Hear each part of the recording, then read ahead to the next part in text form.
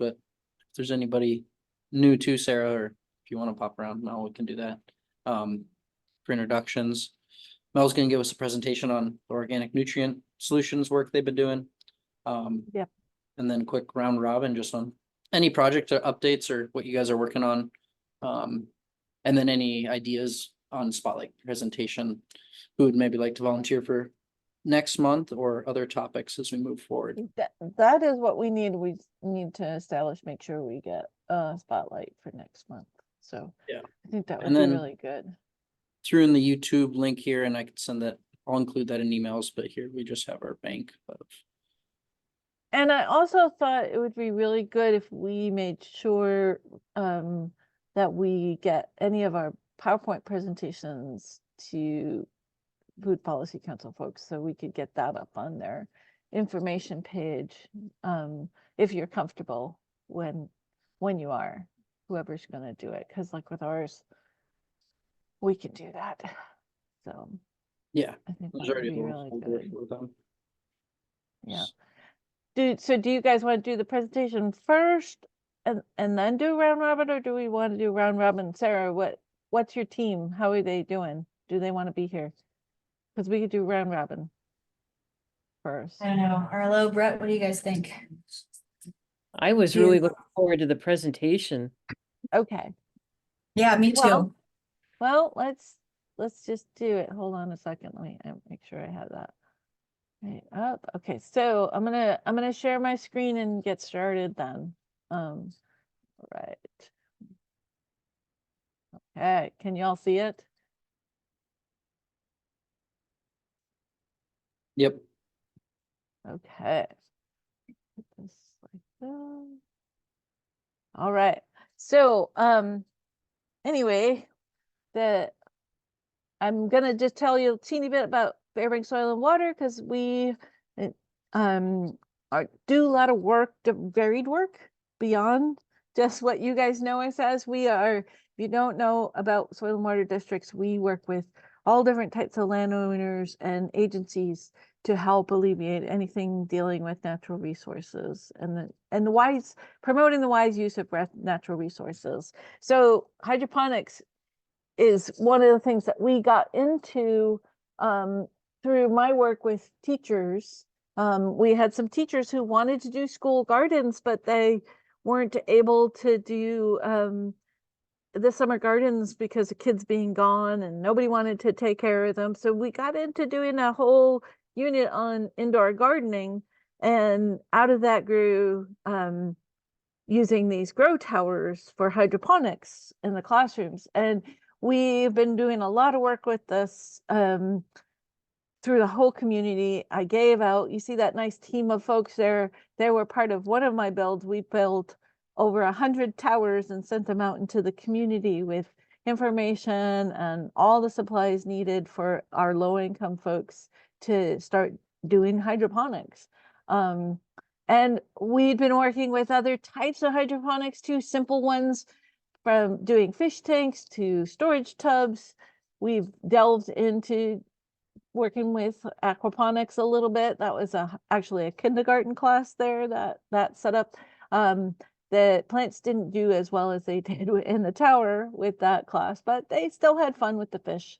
And then we've been doing a little bit of work going up into villages, and we started working with the North Slope. And one of the things that kept coming up was that they really wanted to do this, but it was really difficult for them to get fertilizer for the hydroponics. Shipping to them was weird to get it. It was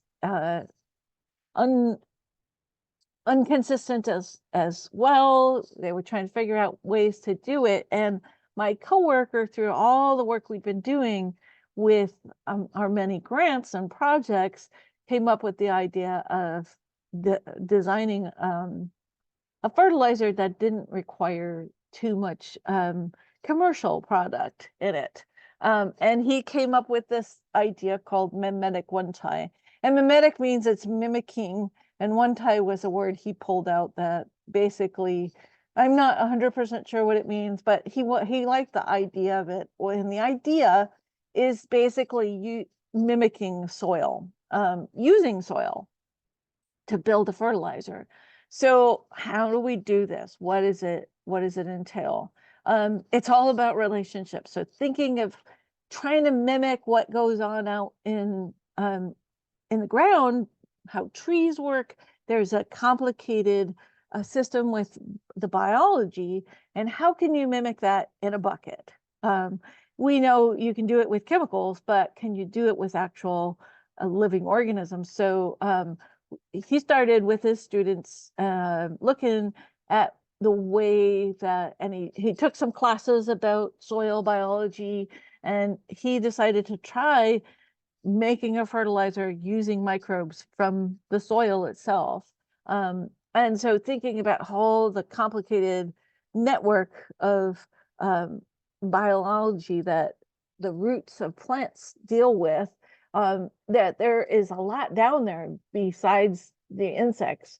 There's a lot of things, there's fungus and bacteria and nematodes, all kinds of things, and how does it all work together?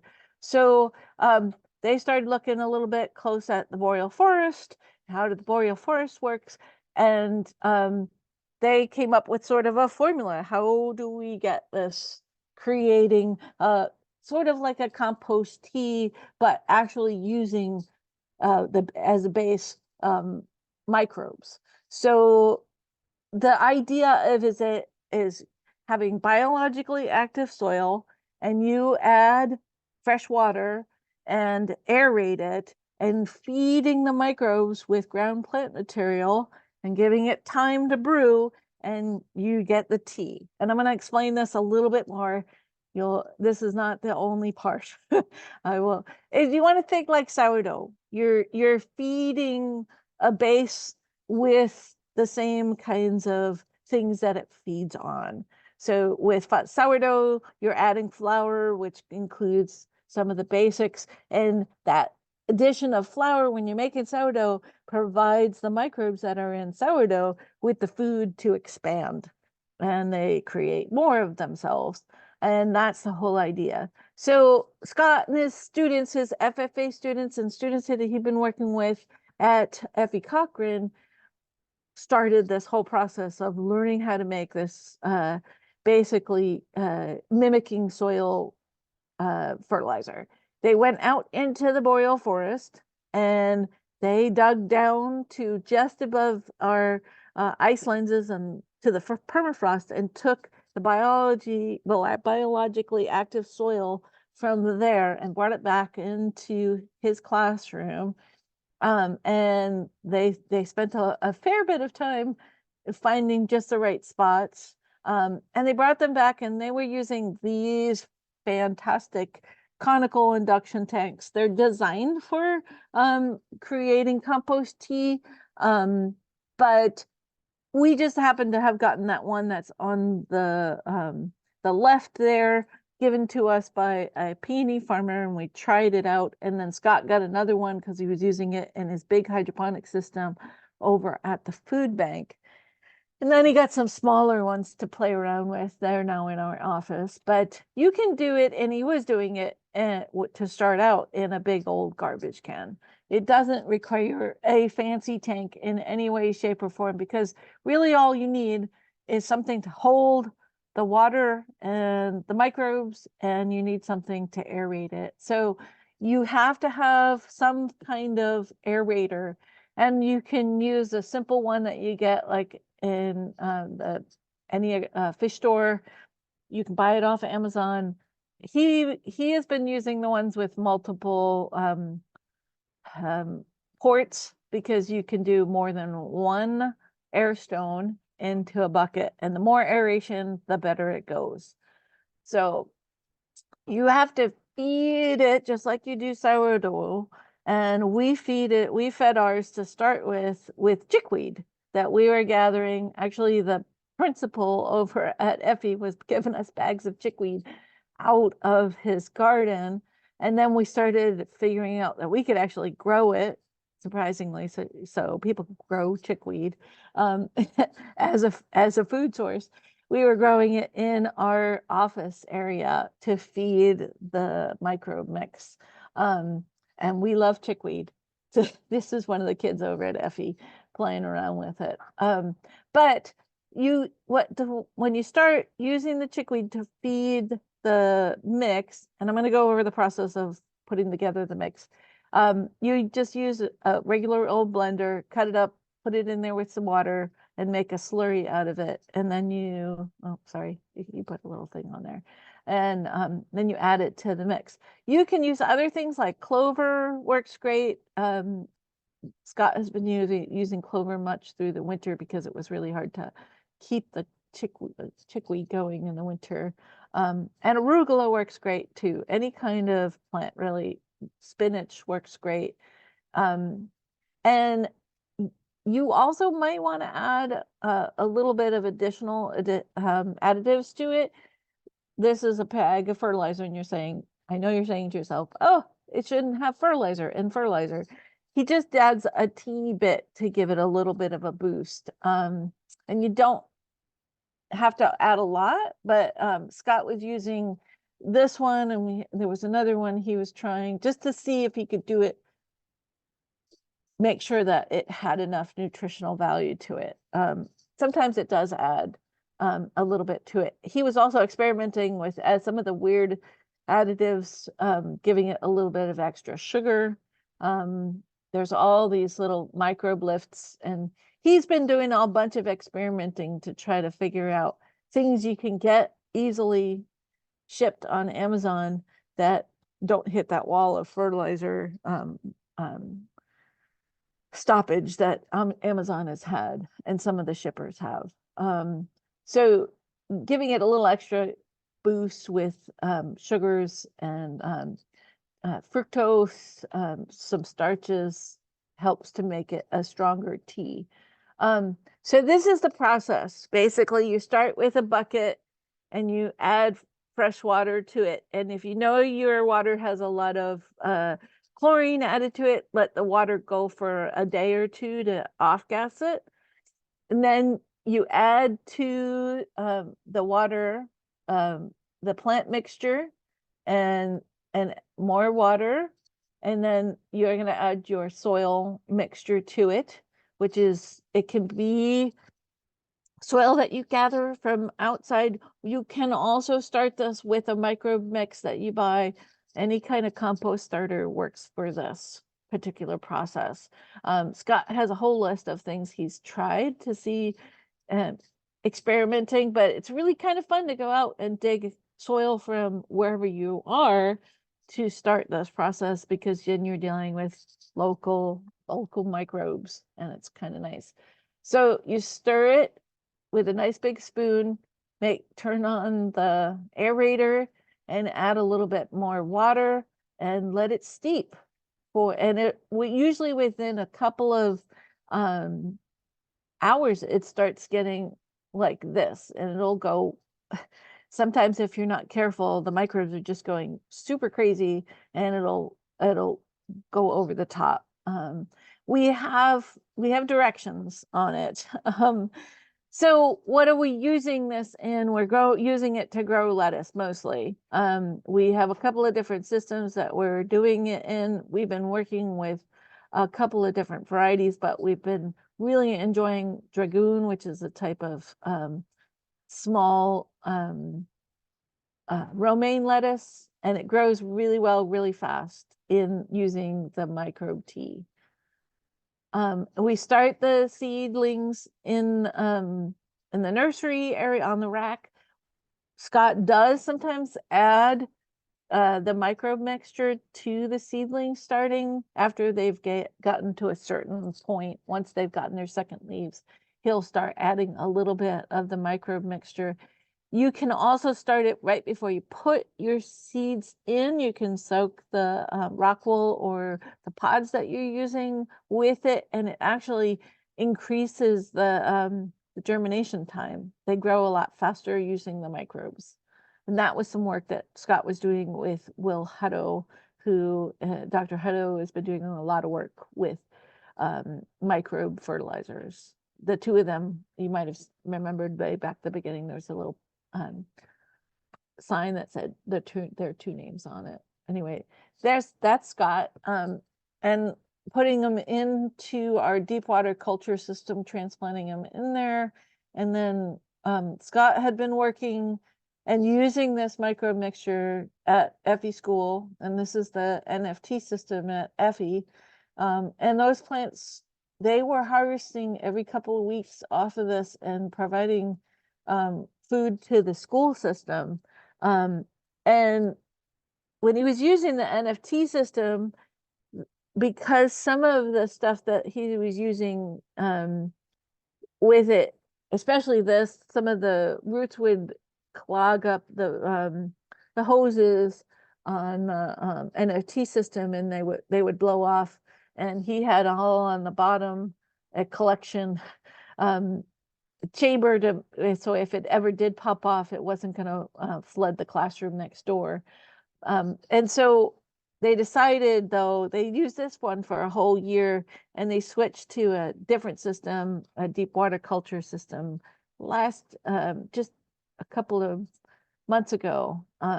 Scott built a bigger system there, and using sleds. And actually, I have a picture of the system that they changed at Effie. This is it, and it has the same capacity as the, in fact, a few more. There was 252 plant sites with the NFT system, and this one has over 300, and it's in the same space. And again, it's this, the water is circulating around, super easy, super simple. Plants don't die if the system becomes unplugged, which is really nice. And the deep water culture system is super easy to manage. Anyway, and Scott's been using the compost tea in this system as of the last month or so. He hasn't been using any commercial fertilizer in it at all. When he first started doing it, he was adding a little bit of the commercial fertilizer. So we have been sending using all of this technology. The schools get food out of it, and we've been sending it to our local community kitchen. And they're very excited whenever they get to harvest. It's pretty fun. And Scott's been doing some really interesting experimentation, trying to do some of the Dutch buckets with tomatoes and peppers, and using just the compost tea fertilizer. And they've been doing just great. And we've also been doing working with the schools, building some of this. We did a workshop, and we built a couple of the microbe tea systems with them. Just at the end of March, I did a workshop for teachers. And this is one we built down in Delta Junction, same system, and we also set them up with a microbe fertilizer system. We have all this information up on our website for building the microbe tea, and I'm going to show you in a second the document that if you follow on our webpage and you go to fairbanksoilwater.org, and when you get to that page, you'll see this banner up there, and you pop down to hydroponics, and then the next page will be a whole list of all the systems that we have up there for folks. And then there is this, we just put them up there, this biologic fertilizer system, and then more about information and directions. And I'm going to show you here in a second. Let me close the slideshow, and I pulled up what you would get if you downloaded those. Hold on just a second. Screen sharing is stopped. Okay, hold on. I'm going to go back and share my screen again. And so this is the one pager that you can download when you go there, and it's a step-by-step instructions. So you'll go out, you'll collect the microbes, and you can also use, like I said, a mix that you can buy with the microbes. But if you get the soil from your site, it's it's pretty nice. So you want to get 4 to 8 cups of mineral soil, and you want to remove any of the roots, and then you get your fresh water ready. You want to add a little bit of the liquid bleach and let it sit for a little bit. I guess I'm not sure why he's adding the bleach, but that's what he wrote in there. You want to prepare the microbe food, which can be either, like I said, any of these things, or if you have leftover greens, waste greens that you want to use in there, that works just great. The one thing about chickweed is it adds a bit of nitrogen to it. Whatever you use may have different effects on how much nitrogen is available. And then you build the system, you add the air stones, you hook up the tubing to the pumps, you pour in the blended microbes, and you the blended plant mixture, add the microbes and the soil, and then watch it go. And it's pretty darn simple. And then I've got the other one in here. This is a little bit more detailed, sorry. So going in there, and this one's also available on that page that I showed you. It's got a lot more detail to it. So explaining it a little bit, I'm sorry, I'm going really fast. There's a lot of explanation in here. So making sure that you're providing all the good nutrients to them. And this is a list of what you're going to need to get it going. So you want that 2 to 4 cups, 4 to 8 cups. You can mix it. You want that fresh green plant material, fresh water, your bucket, your blender, your airline, and the hose and the stones. And you might want to have a system that you're ready to go put in, but you can use it for soil plants. It works just fine. Scott has been testing it on both hydroponics and soil, and it works great. You may want to check your pH as you're building this. If it's way out of whack, there's something weird going on. But again, you get it going, and then in every 14 to 28 days, you want to add a little bit more fresh green plant material to keep it going, just like you do with sourdough. And then here again, it's step-by-step instructions, a little bit more detailed than the one pager.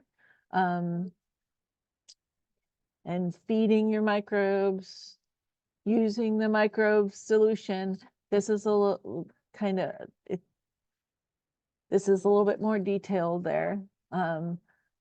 You can play around with the strength of the microbe fertilizer. When you're starting the seedlings, it's really a good idea to not have it full strength, because it does overwhelm them a little bit. And one of the things that is interesting for us, sometimes when Scott tries different things, it does smell differently depending on what kind of plants you're using to feed the microbe solution. And if it does tend to get, you can tell if it's gone bad, because there's going to be a weird high composty smell in the room. If it's working right, it's not that strong. You want to make sure that when you start it, if it doesn't start foaming or frothing, something's going weird, because it should do that right when you are starting it. And it eventually will calm down, and they'll still be in there doing their thing, reproducing. And it should have a nice strong tea color. If it's really dark, it's a little bit overfed. There shouldn't be large organic chunks floating in it. If it did, you didn't grind up your plant material enough. And make sure you keep the air pumps on all the time. All right. And then Scott actually made a list of all the different microbes that he has been using in this. So if people want to know, okay, what are the species of microbes that you're using? This was just a list that he had been putting together. All right. I tried to get him to do this, but he was just too busy. So, okay. Do people have questions? I'm going to stop sharing. Did it make sense to everybody? Did I talk too fast? Okay. Anybody Okay. have any questions? And I'll send you the links to that page in those documents if you guys want to take a look at closer at them. But it's one of the things that Scott said is, it's really fun to play with microbes. It's just really fun to try it and give it a go. And it's surprising how well just simple microbe mixtures work as fertilizer. And you don't need anything super fancy to do it, which is great. And it's pretty simplified. Any ideas, thoughts? How did, You're on mute. go ahead, Robbie. Go ahead, Max. I was just gonna say, could you repeat how you were calculating strength or figuring that out? For like the size of the system or how you might do that? That's a good question. I think Scott would be the better person to answer that. I will give you his number. And he's, like I said, he's been experimenting and trying different things. And one of the things that we've been doing when we did it up in the villages, instead of feeding fresh plant material, which we didn't have, we just gave them some molasses, which worked just as fine. As far as the ratios, it's just sticking to doing the 2 to 4 cups if you're using a straight microbe mixture. If you're doing soil, you want to do the 4 to 8 cups of soil itself, because there's a lot of material in there that's not gonna necessarily. And if you are doing with straight soil, you might want to, before you put it into a hydroponic system, do a little bit of filtering so that you're pulling out some of the bigger chunks of material that might be left in there. I know he's tried doing that. So Yeah, that Yes. was our biggest concern is, I mean, you talked about the potential of clogging, but have you had a lot of clogging in the systems? no, it wasn't, we didn't have that problem at all, because basically if you get the plant material like the chickweed if you're using chickweed and you get it pretty good and ground up, the microbes will eat it right up. They're just basically gonna compost it pretty fine. If you don't have it that as ground as it needs to be, you might get chunks in there. Do a visual look at it. It should be like really, really thin pea soup, kind Get a of. good blender, juicer, something. Yeah, Right. he's played with a few, and he's actually gone through a few blenders. So kids gone a little crazy, but the they're not too expensive. So if you're gonna spend it, get a good one. That's what he finally went to. Commercial blender if you can, but if not, just give it a try. You may just have to buy a couple of cheap ones to give it a go. You go to the thrift stores. Yeah, that's when I think he started with one of ours that was left over from our paper making box. So Sarah, I have a question for you. Are those balloons bouncing around your ceiling? They're not balloons. They're actually old decorations from not this year, but last year's birthday party. They're just paper orbs that we left up. So it kind Wow. of brings a little bit more, I don't know, aesthetic appeal to the place. Oh, very nice. I like it. Thanks. So if there any other questions? If not, we can do a round robin. One other quick one. The one Sure. other benefit, can you just continuously add to the system so you don't have to flush it ever and remove Yep. the salts? Or when you flush it, you could just put it on your soil beds, even Yep. if they're covered in a hoop or what? Yep. Yeah. Yep. And Scott, like I said, he's been trying it both in the hydroponics and with the soil, because like we have some tomatoes growing hydroponically and some growing in soil, and they're both doing just fine. There's no he hasn't seen anywhere it's too high in nitrogen.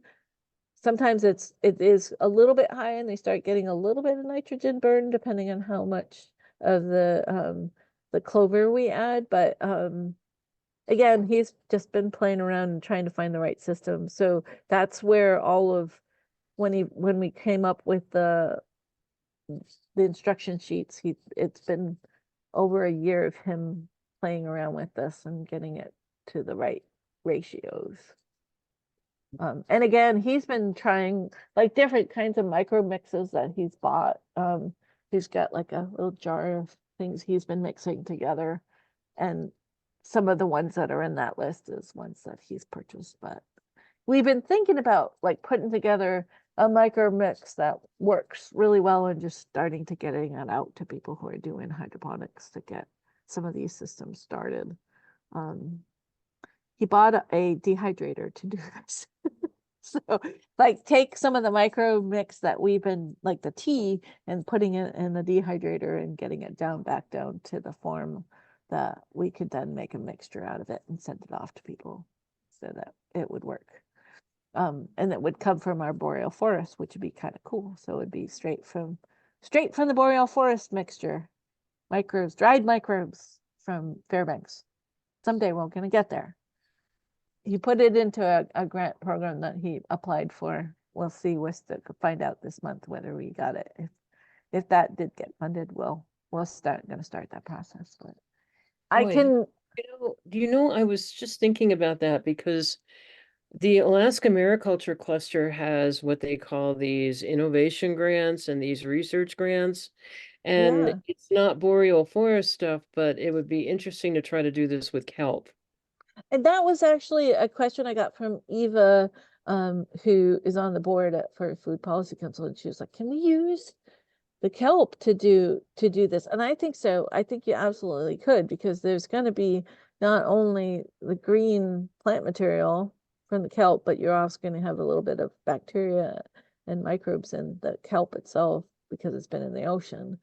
And that may be a really good, but it'd be good to see if someone could experiment and figure out a way of using the kelp to do this, so you could start a compost tea mixture using. Yeah, that they've wood. got one. They've got one open right now, and it's up to $100,000. Oh, We've got a couple going. We just have too much going on unless Max wants to take it on. We're working on two innovation grants with partners. One is a stabilization kelp processing process, and the other is putting a big dryer in Kodiak. We're not buying the dryer. The MAPS people, the Marine Advisory Program folks had money to buy the dryer, but we're gonna have a fairly good sized commercial dryer in Kodiak after we get these trials done. So I don't know, cool. you got me. I mean, the idea of taking what you're doing and drying it would be something that we could try, and then also trying it with kelp. Yeah, Kelp and I is think issues with salt though, so I don't know about that. I wonder if there's a step that you could take to remove some of the salt, a little bit of the salt. That would be, I don't know. I think it still could work. It would just take somebody who has the time. Unfortunately, we don't have extra time because there's just the two of us doing things, but it's exciting and it would be kind of a fun project, like say for somebody at Seeds to play around with, if somebody wanted to I do was that. thinking, we have kelp in our freezer too. Yeah. Well, we certainly could send you down some of the micro mix that we've been using on occasion, and you could play around with that, or at least give you examples of what you could get to make a good microbe mix. Because again, you can buy all kinds of dried microbes on the internet, which is great, and we've been playing around with that. But I was going to do a test on all my seedlings that I grow for my garden this year, and I didn't do it. But we have been trying it with other things here in the office. So when we did notice that right off the bat, again, if you use a really diluted solution for starting your seedlings, you can increase the time. I think Will had tomato seedlings down to germinating with a micro mixture within 8 hours. So they were, from putting it in and getting them wet to 8 hours, they were already germinating. So that is pretty darn amazing. And it's just that simplified using microbes to do the work. So it's a wonderful process. And I'm still learning a lot about it every time I do this. But I hope we can perfect this and get it out and make it a really, really good solution for folks who need to get a hold of fertilizer. So, and they have trouble with it because it's getting harder and harder to get fertilizer. So anyway, I think, well, so it's 3:14. We have about 15 minutes left. You guys want to do a little round robin and talk about what you've been working on or any updates? Sarah, do you want to go first? You had anything exciting to share about hydroponics and what you're working on? Certainly go first. I don't know that I necessarily have anything super exciting. I've just recently assumed or started serving as program manager. And so that's been kind of taking all of my time, getting used to that. But I do know that I think last time we told you about some of the things we were working on with nutrients, and that's kind of progressing. I want to know, Brett, do you feel comfortable sharing? Okay, so Brett did an experiment in one of our Cully towers to gauge whether our nutrient, like what's going on, what is the effect that our nutrients are having on our plants in a smaller scale, so we can kind of keep closer track. Brett found out that there's nothing really seemingly wrong with the nutrients. We also recently, the team has gone to City Farms and Anchorage Greens to get a tour of their space and see kind of like what they're doing, get some information from them and how we can continue to make progress on our plants. And we've learned more about our CO2 and what's going on there, and general ways that we can improve maintenance of the hydroponics. With the CO2, we've learned more that is likely having the bigger effect on our crop and why it's having a harder time than the nutrients itself. Because the experiment that Brett did kind of showed that there wasn't really a problem with the nutrients. Is that a good summary? Okay. So is it excess of CO2 or lack of CO2 is the question? It's a lack. Okay. We have a CO2 generator that Ryan installed when he was program manager. I think Ryan installed it. Somebody did. Wasn't me. And for the past few years that we haven't been touching that because the timer got messed up and I haven't figured out how to get it back on track. But I did do an experiment with it where I turned that on, and after I left it on too long. I will say that, but the plants did do better after that. So we're trying to see what's going on with that, seeing if it needs to get checked, because another thing that they learned while they went to the other hydroponic greenhouses was that using a emitter like that, if it's not working right, can actually be harmful to the plants and the people in the space. Okay. So we're going to try to get that checked out. And we've got these little mushroom bags that we got from Grow Generations. I don't think none of you guys are in Anchorage. I know that, right? No. Oh, Nikira, aren't you in Anchorage? Yeah, I'm in Anchorage. Okay. All right, cool. You were the person I was wondering about. We went to Grow Generations, which is a hydroponic store. You know, they lean a little bit more towards the direction that we as nonprofit and people working with youth cannot touch, if you know what I mean. Wait, I call it the tomato growers. What are you growing? The tomatoes? Yeah, the tomatoes. What are you growing? Tomatoes. Yes. They work mostly with the tomato growers, but they're right next door. and they have all kinds of stuff that we can use. Anyway, so we got the little mushroom bags that are to help with that, but we also found that that really only works best with smaller scale. The greenhouse is too big for that to have an impact that we notice with our plants. However, it was next to the Cully Tower. One bag So was. how many of the bags, because one of the things that I got to do a couple weeks ago was go visit our mushroom farm.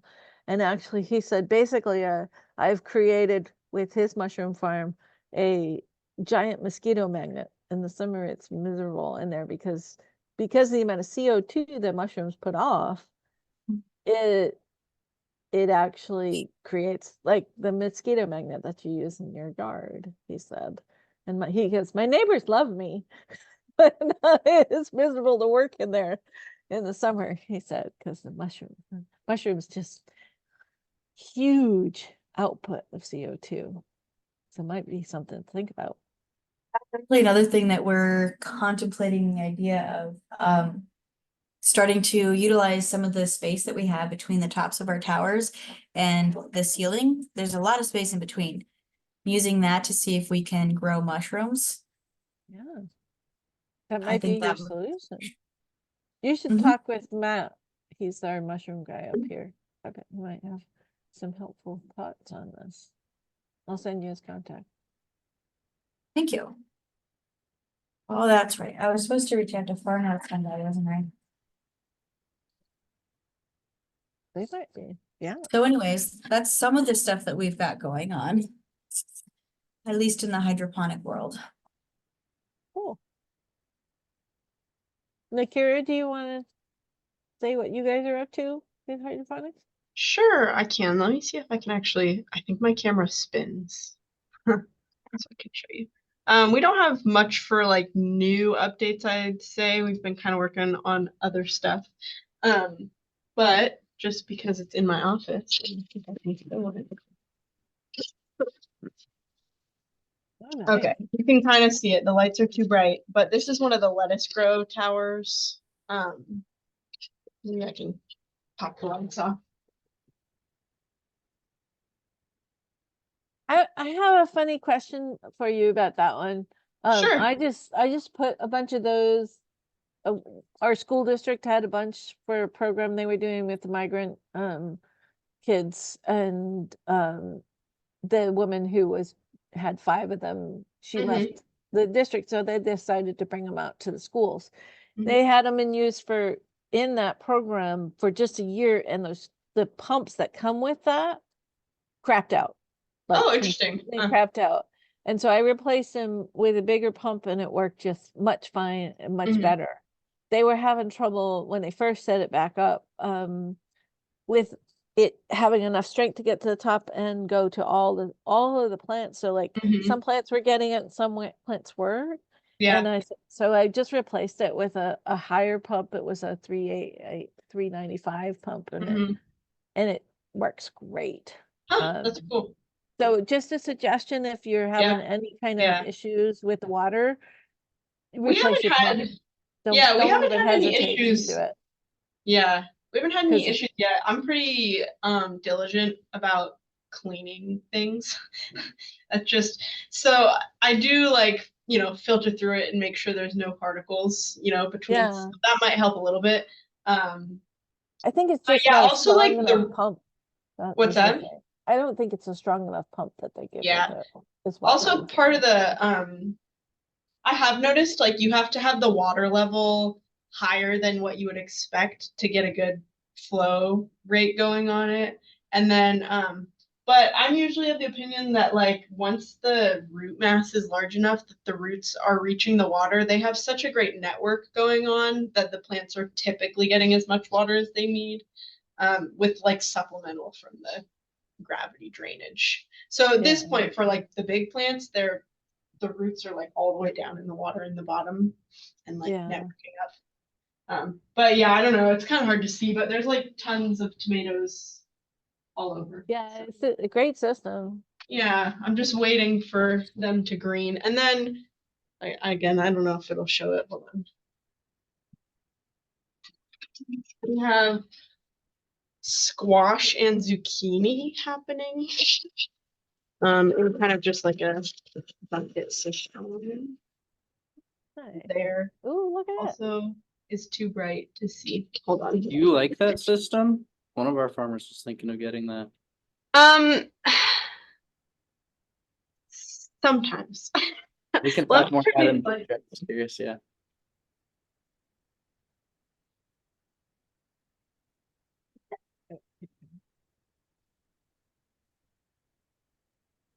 Okay, I have things shifted around maybe a little bit better. Um, Oh, yeah. that helps a little bit. So they're grown up some. So yeah, that one's the Air Cube. So it's kind of like a, I don't know, not name brandy, but a little bit more kind of one of the ones you see. Um, I do like the concept of it pretty well. Just in general with the deep water systems, some plants don't like it and some plants do. So it works pretty well for the plants that are okay having high moisture. I will say that we have also had several fungal issues with it. Part of which I'm coming to the realization, I think part of it is just that our office is old and there's a lot of stuff in the air. That's so those squash plants have a downy mildew thing happening right now that I'm just trying to manage. But yeah, I mean, it works well in terms of like the actual system. It works well. It's pretty like very customizable. You can change your water levels. You can change all of the settings on the lights and things like that. The reservoir holds a good amount of water, but it also stays standing for a long time, so it can start to smell. And so it's a little bit of a struggle to change the water. And then also the reservoir for the specific system is not like a hard plastic body, it's a flexible plastic body. And the spigot on the bottom is awful. So you will have to like, if somebody got it, they'd probably have to do a little bit of fidgeting with it to make it fit their needs. So it's not necessarily like a straight out of the box perfect thing. I'd say it needs messed with a little bit. Like we have a bunch of extra tubing to make sure there's no leaks and things like that. But we haven't had any no major issues with it. So yeah, other than that, I mean, I think we've got some other units that also had a fungal issue. So we had to completely clean them out and run some cleaning solution through them. So we're kind of in a middle transition phase. But yeah.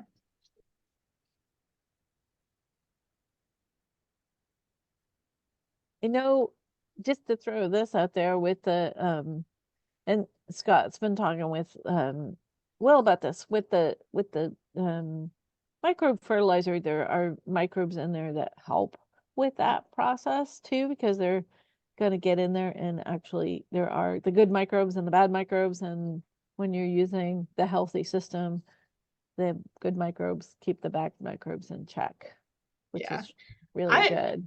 I was curious, have you guys done or thought of doing a like lab chemical analysis of the nutrient content of the solution? Or We have thought about it. We have not done it yet, but okay. yes. Yeah. I would just I be think so it's curious. it's in the grant proposal that Gotcha. one that we're just waiting on for kids to help out with that process. But we Yeah. have put once we start a microbe system, put it under the microscope to see and watch the little microbe spin its way around there.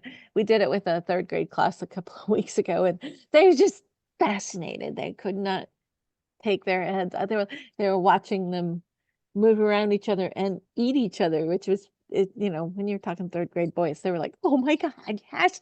It was pretty exciting. Fun things for schools, for sure. But yes, I would like to do that. And I've asked Scott about doing that. He's like, well, we haven't quite talked about it, but you kind of know a little bit of what you're putting in, so you know what you should be getting out, but we don't know what the levels stay at. And they do fluctuate because you've got, microbes pooping and doing their thing. It's like setting up the a aquaponic systems, sometimes it gets a little bit high and low, but once it gets sort of things calm down, it tends to have a really nice system set up, keeping itself in check. If you're ever up in Fairbanks, come, I'll show you, come give you a little tour of what. Okay. our Yeah, systems look I'm like. gonna be there actually this summer, so I'll have to, Yeah, I'll come by and I'll see shoot you it. guys an email for sure. Yeah, absolutely. And again, I'm willing to have talk to you more. Scott's more of our expert on this. And he'd be happy to answer more questions, he said. So Robbie, anything else you want to add? It's you have, you know. Oh, I think I'll Sorry. defer to Max. Okay. I don't have too So- much. You got a minute left, so. Yeah, we got a minute left. Who would like to do a presentation next time? We got to come up with an idea for a presentation for the next meeting. Our next meeting is, I think,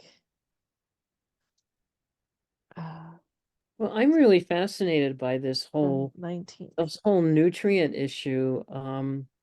So I'd really like to, I know Lexa Meyer, who works with us, who has a number of kelp farms with her husband Alf, has been looking at this. She's working on her PhD. So, I don't know. I don't think she'd be a speaker, but I'd like to kind of at some point maybe put her in touch with you, Mel. Yeah, I like to absolutely. I'd love to follow through on, can we make this work? Can we really come to a point where we can produce nutrients in state? Wow, I'm all for that. I think that's a great idea.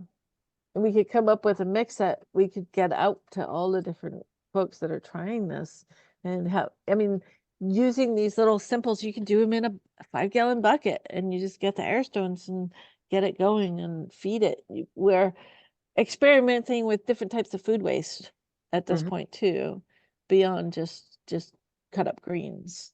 Yeah, And because see we're what gonna else have we can we're gonna do. have a commercial shredder in Kodiak as well as part of this drying trial project that we're doing with kelp. So Oh, we're gonna have the ability to, I think, play with some of this stuff. I So love it.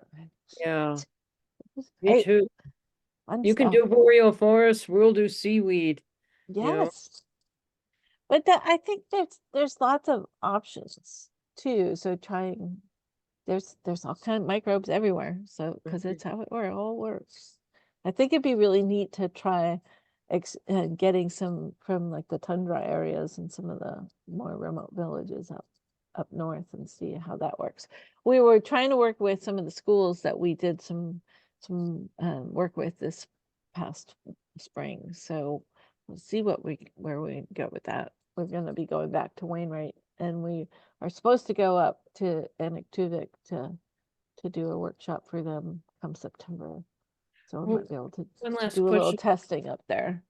So one See. last question before we have to go. Do we know of anybody else who's doing this work that we could invite to talk to us about their experience? Doesn't have to be in Alaska, but That's a good question.